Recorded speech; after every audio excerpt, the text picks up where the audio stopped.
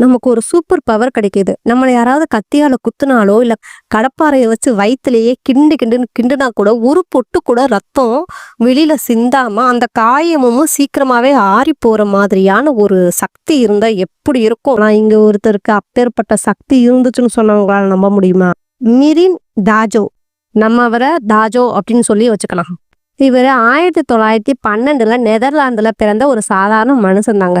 ஒரு 33 வயசுக்கு அப்புறம் அவர் தனக்கு ஏதோ ஒரு பவர் கிடைச்சிருச்சு. அத ஒரு கடவுளோட மெசேஞ்சர் தான் தனக்கு குடுத்ததா நம்புனாரு.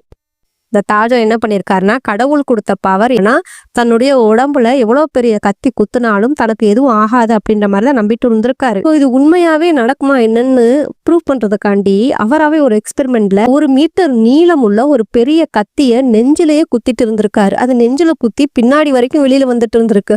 ஆனாலும் இவர் உடம்புல இருந்து ரத்தம் சிந்தவே இல்லையாங்க. அது மட்டும் கிடையாது. அவர் குத்துன கத்தி நுரையீரலு, குடலு, இதயம் இது எல்லாத்தையுமே தாண்டி வெளியில வந்துட்டு இருந்திருக்கு. ஆனாலும் இவருக்கு ஒண்ணுமே ஆகல.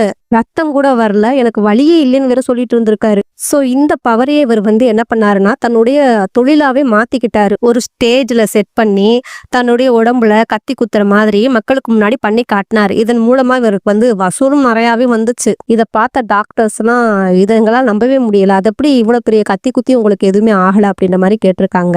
இவர் என்னை வச்சு நீங்க டெஸ்ட் கூட பண்ணி பார்த்துக்கோங்க அப்படின்னு சொல்லி டாக்டருக்கு முன்னாடியே ஒரு பெரிய நீல வாளை எடுத்து தன்னுடைய நெஞ்சிலே குத்தியும் காமிச்சிட்டு இருந்திருக்காரு. எக்ஸ்ரேல பாக்குறப்ப அது குடலு, இதயம், நுரையீரல் இந்த இடத்துல எல்லாம் குத்தி கிழிச்சுமே அவருக்கு ஒண்ணுமே ஆகல.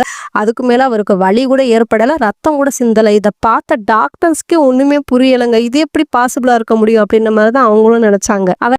இப்பேற்பட்ட பவரை வச்சு அங்கங்க ஸ்டேஜை போட்டு மக்களுக்கு முன்னாடி வித்தையை காட்டி நல்லா சம்பாரிச்சுட்டு இருக்காம இவர் என்ன பண்ணியிருக்காருன்னா, 1948ல ஒரு பெரிய ஊசியை நான் விழுங்க போறேன், அதுவும் எனக்கு ஒண்ணுமே ஆகாது அப்படின்றத ப்ரூவ் பண்றதுக்காண்டி பெரிய கூர்மையான ஊசியை முழுங்கிருக்காரு. இது என்ன பண்ணிருக்குன்னா, தொண்டை குழியிலே போய் கிழிச்சிட்டு இருந்திருக்கு. அதுமாதிரி ஒரு ஹாஸ்பிட்டலே அட்மிட் பண்ணிருக்காங்க. டாக்டரும் கஷ்டப்பட்டு இவருடைய தொண்டை குழியில இருந்து அந்த ஒரு நீளமான ஊசியை எடுத்துட்டு இருந்திருக்காங்க. ஆனா இப்பேற்பட்ட இந்த ஒரு இன்சிடென்ட்டுக்கு அப்புறம் அவர் கொஞ்ச நாளே ஹாஸ்பிட்டலே உயிரிழந்தும் போயிட்டார். விழுங்கின ஊசி அவருடைய இதயத்துக்கு பக்கத்துல உள்ள ரத்த குழாயை முழுமையா கிழிச்சிருச்சான். சோ அதனாலதான் இவர் இறந்து போயிட்டாரு அப்படின்ற மாதிரி டாக்டர்ஸும் சொல்லிட்டு வந்திருக்கு. ஓவர் கான்பிடன்ஸ் உடம்புக்காக அவர் தன்னை கடவுளாவே மாத்துறதுக்காக அவர் என்னமோ ட்ரை பண்ணாரு பாத்தீங்களா. இந்த ஒரு மூட நம்பிக்கை தான் இவருடைய உயிரிழப்புக்கும் காரணமா இருந்துச்சுன்னு நான் நினைக்கிறேன்.